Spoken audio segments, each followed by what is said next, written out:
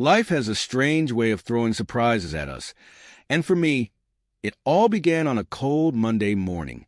I had just finished my last cup of coffee at home, feeling the weight of yet another rejection email from a company I had applied to.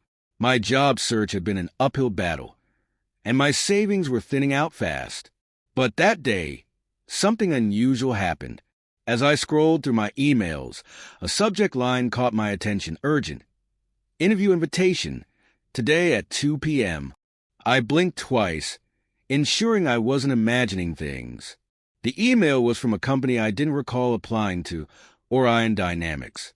A quick online search revealed little about them. No flashy website, no major news mentions, just a basic homepage with the words, "Shaping the future, one mind at a time." I had nothing to lose.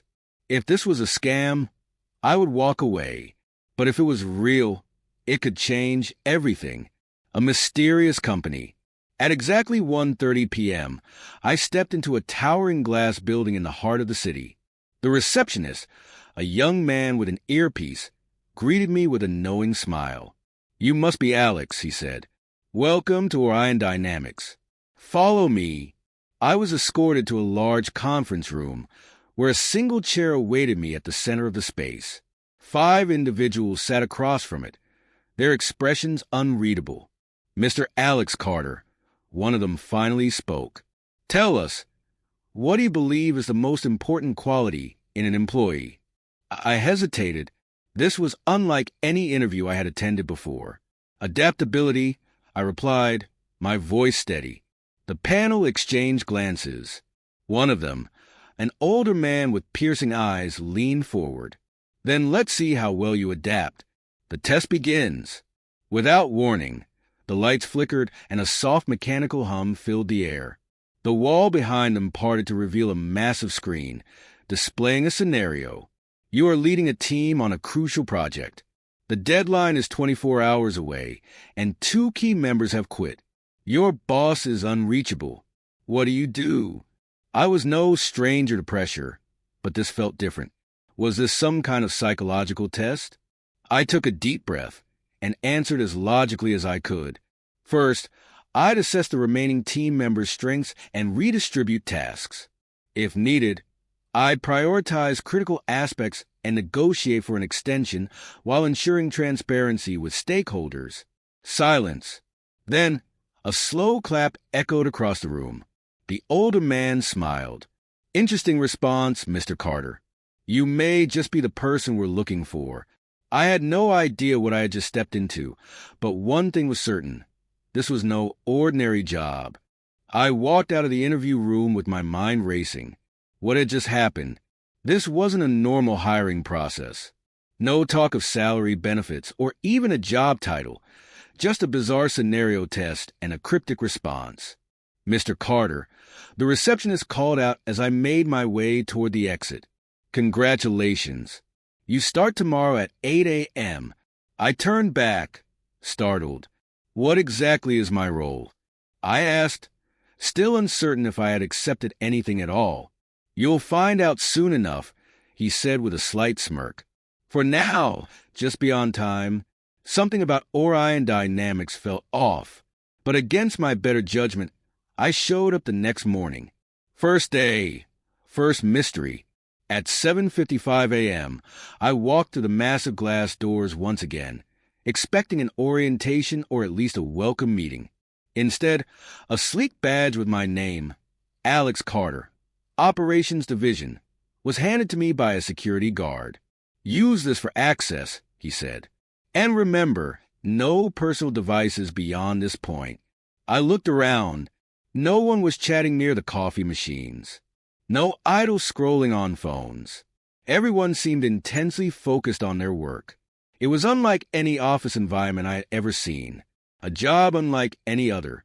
A tall woman in a navy suit approached me. "Follow me," she said briskly, leading me through a maze of glass-walled offices. "I'm Evelyn Moore, your supervisor. Welcome to Orion Dynamics. Your job is simple. Manage projects, solve problems, and never ask unnecessary questions." I almost laughed at that last part, until I realized she wasn't joking. We stopped in front of a door labeled Restricted Access, Level 1. Evelyn swiped her card, and the door slid open to reveal a control room filled with massive screens displaying live data streams. "This is where the real work happens," she said. On the main screen, I saw a list of active projects, each marked with cryptic code names.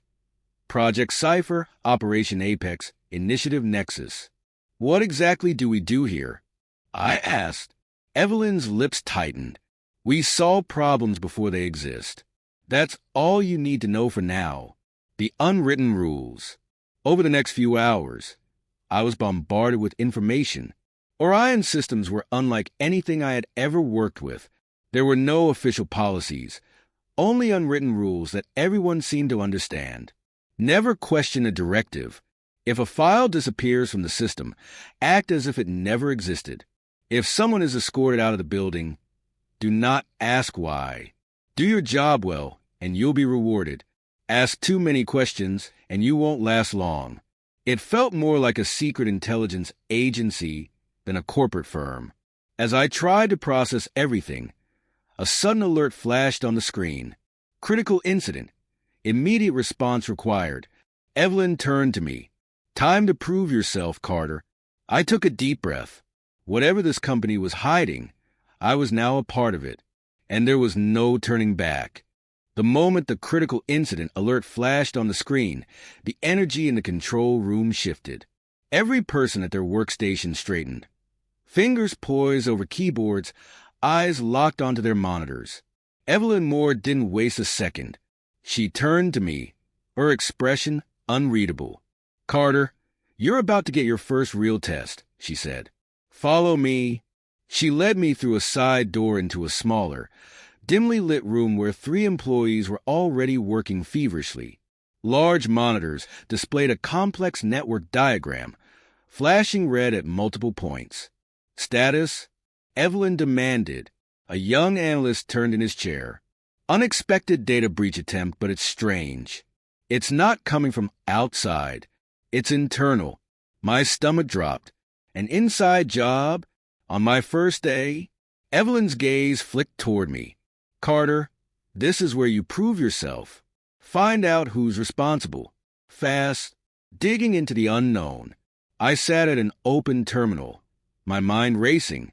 I wasn't a cybersecurity expert, but I knew my way around system logs. The Orion network was heavily encrypted, with multiple firewalls and security layers that looked nearly impossible to crack. Yet someone was doing exactly that. I pulled up access records and sorted them by recent activity. One login attempt stood out. User ID, Epsilon 112. Access request, restricted database level 3. Timestamp, 8:43 a.m. 8:43 a.m. That was just minutes before the breach alarm. I cross-checked the user ID against employee records. No matches. That didn't make sense. "Do we have an Epsilon 112 in the system?" I asked. Evelyn's face darkened. "No." The room went silent. "The first rule is broken." I dug deeper, tracing the access attempt. It had originated from inside the building, but the network log was incomplete. Whoever had done this wasn't just skilled. They knew Orion security better than most employees. Then something even stranger happened. The log file I was analyzing disappeared right in front of me. 1 second it was there, an undeniable digital footprint. The next, it was erased, as if it had never existed. I turned to Evelyn. The record just vanished. She didn't look surprised. "Then you never saw it," she said flatly. I froze. That was one of Orion's unwritten rules, wasn't it? If a file disappears, act as if it never existed. The weight of those words hit me hard. But how could I pretend nothing happened when it clearly had? Before I could decide what to do, Evelyn's phone buzzed. She glanced at the screen, then looked back at me. Meeting room. Now, the invisible threat. I followed her down the silent hallway. Inside the meeting room, a man in a dark suit was waiting. He looked older, but his posture was rigid, his presence commanding. "Mr. Carter," he said smoothly, "I'm Vincent Hale, head of internal security. I sat down, my mind still processing the erased log. Hale steepled his fingers. "Tell me exactly what you saw," he said. I hesitated. Did I tell the truth? Did I lie? I had been at Orion Dynamics for less than a day, and I was already caught in something far bigger than I had anticipated. "I saw an access attempt from a non-existent user ID," I said finally.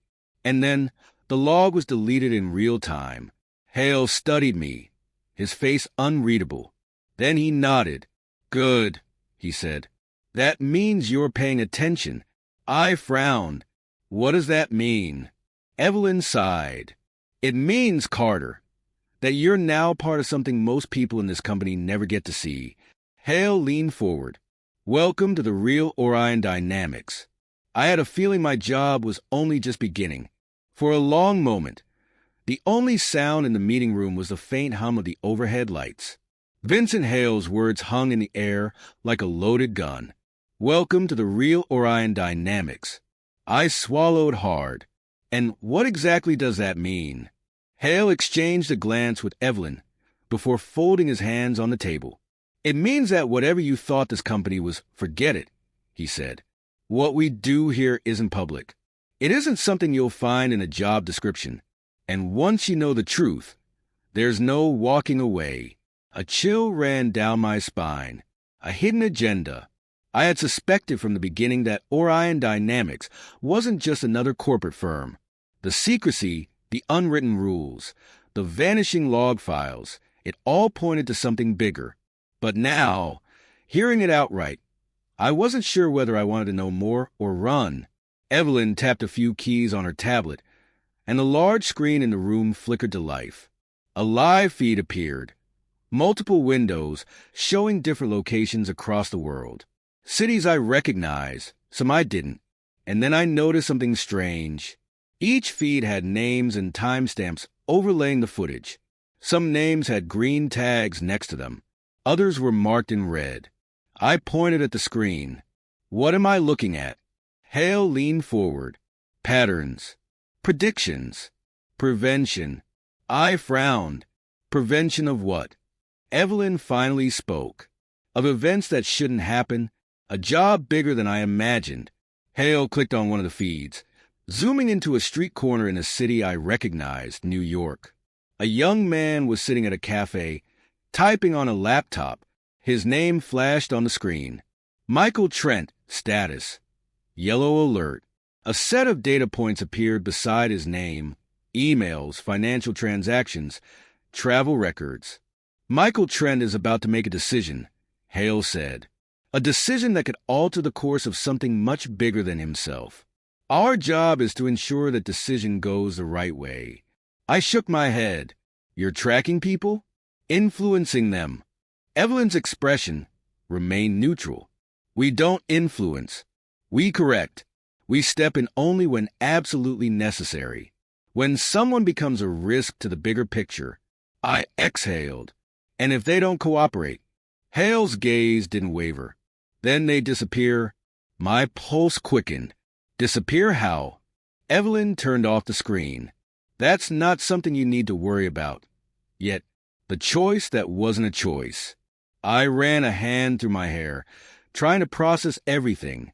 "So let me get this straight," I said. "Orion Dynamics isn't a company. It's a what? Some kind of global risk management organization? A secret division of the government?" Hale let out a small chuckle. "The government doesn't even know we exist." I stared at him. "So, what do you want from me?" Evelyn folded her arms. "You passed our test, Carter. You showed us you can think under pressure. You saw something today that most employees never do. And now, you have a decision to make." Hale leaned forward. "You can walk away right now. No consequences. No memory of this conversation. Or you can stay. Learn the truth. Become part of something bigger." I felt the weight of their words pressing down on me. Walk away? That sounded too easy. And something told me that if I chose to leave, I might never truly be free of Orion Dynamics. I took a deep breath. What happens if I stay? Evelyn's lips curled into a knowing smile. Then your real job begins. And just like that, I stepped into a world I couldn't escape.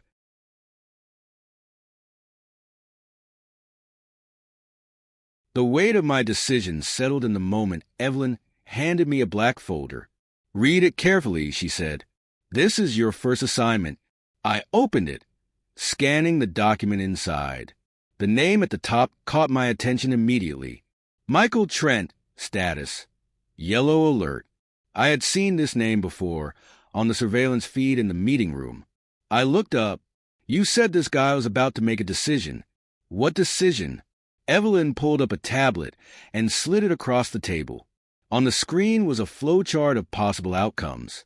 Scenario 1. Michael Trent submits an encrypted file to an unknown third party. High risk. Scenario 2. Michael Trent deletes the file and walks away. Low risk. Scenario 3. Michael Trent is intercepted before he can act. No risk. I exhaled.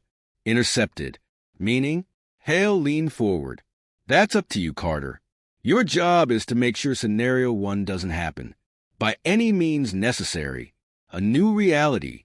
An hour later, I was in a black sedan heading toward the city.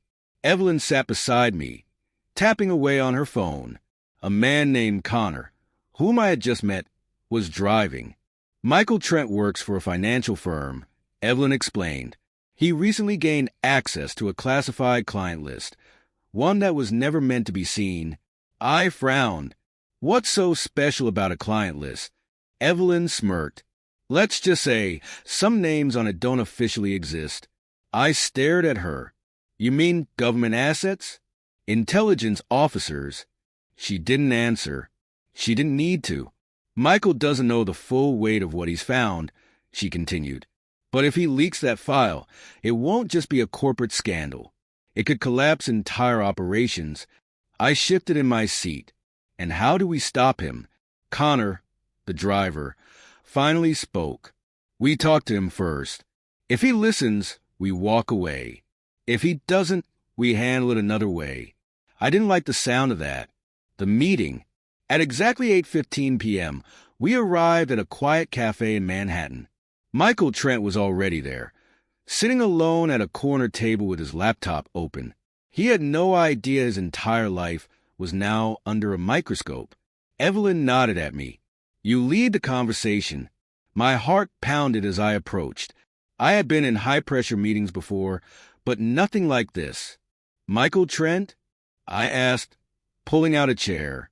He looked up, startled. "Do I know you?" I forced a smile. "Not yet. But I know what you're about to do." His fingers tensed over his keyboard. "I don't know what you're talking about." "Come on, Michael," I said calmly. "You found a file. One you weren't supposed to. Now, you're thinking about what to do with it. I'm here to tell you, don't." His face paled. "Who are you people?" I leaned forward. "The only one standing between you and a very bad mistake." He swallowed hard. "Look, I didn't steal anything. I came across something I wasn't meant to see. And now you need to forget you ever saw it," I said. He hesitated. "But people deserve to know the truth." "The truth will get you killed, Michael." That landed. His breathing grew shallow. "Is this a threat?" "It's a warning," I corrected. "Walk away. Delete the file. Go back to your life." He stared at me for what felt like an eternity. Then slowly, he closed his laptop. "Okay," he whispered. "I'll delete it." I nodded and stood up. Smart choice. The unfinished business. As we left the cafe, Evelyn glanced back at Michael through the window. "You think he'll actually delete it?" I asked. She smirked. "It doesn't matter." I frowned. "Why not?" Connor handed her a phone. She tapped the screen and a new feed popped up. It was Michael's laptop. The entire hard drive was being remotely wiped. I stared at her. "You hacked him before we even got here." She shrugged. "We don't take chances, Carter. Welcome to Orion." As we drove off, I realized something unsettling. I had just helped erase a man's truth. and I wasn't sure how I felt about it. I sat in the back seat of the car, staring at the glowing city lights as we drove away from the cafe. Michael Trent was safe. He would go home thinking he had dodged a bullet, that he had made the right choice. But the truth was, his decision had never really mattered. Orion had already made it for him. The silence in the car was heavy, but my mind was louder. "You okay, Carter?" Evelyn finally asked. I exhaled slowly. Was that necessary? She raised an eyebrow. "Which part?" "The hacking," I said. "The deception." He was going to delete the file on his own. Connor, still driving, let out a low chuckle. "You still think this job is about trust, don't you?" I looked at him. "Isn't it?" Evelyn sighed. "Trust is a liability in our line of work. We deal in probabilities, not promises." Michael could have deleted the file, or he could have changed his mind an hour later and leaked it. We don't leave things to chance. I leaned back against the seat, my stomach twisting, and if he had refused to back down, Connor's fingers tapped the steering wheel. Then the decision would have been his last one. I stiffened. "You mean?" Evelyn cut him before Connor could finish. "That didn't happen, so it doesn't matter." I stared at her. "You're really good at dodging answers, you know that?" She gave me a small smile. "And you're still thinking like an outsider. That's something you'll have to change if you want to survive here." Survive. That word lingered in my mind long after the conversation ended. A dangerous proposition. Back at Orion's headquarters, Vincent Hale was waiting for us. "Good work," he said as we stepped into the briefing room. "The situation has been neutralized, and no outside intervention was required." I folded my arms. If you had already planned to wipe his data, why did we even talk to him? Hale studied me for a moment. "Because people behave differently when they believe they have a choice." I frowned. "So it was all just an illusion?" He smiled faintly. "Isn't everything?" That answer didn't sit well with me. Evelyn placed a thick file in front of me. "Your next assignment." I hesitated before picking it up. Unlike before, this wasn't a simple surveillance or intervention case. This one had a different label at the top. Operation Falcon Asset Acquisition. I looked up. "What does asset acquisition mean?" Hale's expression darkened. "It means you're about to see another side of Orion. A side that doesn't just erase problems, but creates opportunities." I opened the file, scanning the details. The target was a man named Dr. Leon Vance, a scientist working on a classified energy project. His work had the potential to change global power dynamics, and Orion wanted him under its control. "Let me guess," I said. "If he refuses to cooperate, he disappears." Evelyn nodded. "One way or another, we ensure he's not a risk." My stomach twisted. "And if I don't want to be part of this?" Hale's smile didn't reach his eyes. "Then you're asking the wrong questions, Carter." I exhaled slowly, gripping the file in my hands. I had walked into this job thinking it was just another corporate position. Now, I was standing at the edge of something far bigger and far more dangerous. I had a choice to make, or at least the illusion of one. I sat alone in my apartment, the Operation Falcon file still unopened in front of me. The city skyline stretched outside my window, neon lights flickering against the night sky. The weight of Orion dynamics pressed down on me. Michael Trent had been a test, a warning, a way for them to ease me into the real work. But Dr. Leon Vance wasn't just another name on a screen. He was a man, a scientist, and Orion wanted to own him. I ran a hand through my hair, my mind tangled in conflicting thoughts. I had two choices, follow orders or walk away. But something told me that walking away was no longer an option. A new mission, a new threat.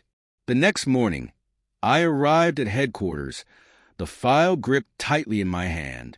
Evelyn was waiting for me in the briefing room. She didn't ask if I had read the file. She already knew the answer. "Dr. Vance has been working on a classified energy project," she said, pulling up a set of images on the screen. His research could change global power structures overnight. Governments, corporations, even entire industries would be obsolete. I studied the images, blueprints, formulas, an unfinished prototype. So, what's the problem? I asked. Isn't that a good thing? Evelyn exhaled. It depends on who controls it. Right now, he refuses to sell his research. He believes it should be open source, free for everyone, and Orion doesn't agree, I muttered. She gave me a pointed look. Orion ensures stability. If this project falls into the wrong hands, it could trigger an economic collapse, a war. I folded my arms. And if he won't work with us? Evelyn hesitated. Then we take the research, with or without his cooperation. I clenched my jaw. And Vance, her silence told me everything I needed to know. The moment of truth. The plan was set in motion quickly. Connor and I would intercept Dr. Vance at his lab, while Evelyn coordinated from HQ. It was supposed to be a clean operation. Get in, retrieve the research, and convince him to join Orion. But something felt wrong. As we pulled up to the facility, I felt the same unease creeping in. Was I really about to do this? Was I really willing to cross this line? We stepped into the building, moving through empty corridors. Vance was in his office, exactly where our intel had said he'd be. Connor signaled for me to take the lead. I pushed open the door. Dr. Leon Vance was older than I expected, his gray hair unkempt, his eyes sharp with suspicion. He looked up from his work, immediately sensing something was wrong. "Who are you?" he asked, his voice steady. I took a slow breath. "Dr. Vance, we need to talk." His gaze flicked to Connor, then back to me. "Orion sent you, didn't they?" I froze. "You think I don't know who you are?" he continued, his voice darkening. I knew this moment would come. Connor stepped forward. "Then you know why we're here. You can come with us willingly. Or—" "I'm not going anywhere," Vance interrupted. "And neither are my research files." He tapped a few keys on his laptop, and suddenly, the screens went black. Connor cursed. He wiped the data. Vance gave a tight smile. "I'd rather destroy it than let people like you control it." I gritted my teeth. "This doesn't have to end badly, Doctor. Just come with us, and we can figure this out." His eyes locked onto mine. "Can you live with that, son? Can you live with knowing you stole something meant to change the world for the better?" My hands clenched into fists. For the first time since joining Orion, I wasn't sure of the answer. The breaking point. Connor reached for his gun. "Enough talking. We take him. Now." Vance's eyes widened, his face paling. I moved without thinking. Before Connor could draw his weapon, I grabbed his wrist, twisting it sharply. The gun clattered to the floor. "What the hell are you doing?" Connor shouted. I turned to Vance. "Run." He didn't need to be told twice. He bolted toward the exit. Connor swung at me, and I barely dodged in time. "You just made a huge mistake, Carter." I grabbed the gun from the floor, pointing it at him. "And you just proved exactly why I can't do this anymore." He sneered. "You think Orion will let you walk away after this?" I swallowed hard. He was right. I had just signed my own death warrant. But I wasn't going to back down. I backed toward the door. "Tell Evelyn and Hale. If they come after me, they better be ready for a fight." Then I turned and ran. No turning back. As I disappeared into the night, I knew there was no going back. I had betrayed Orion, betrayed the people who had given me a job, a purpose. But for the first time since joining, I felt like I had done the right thing. I didn't know where I was going next or who I could trust. But one thing was clear.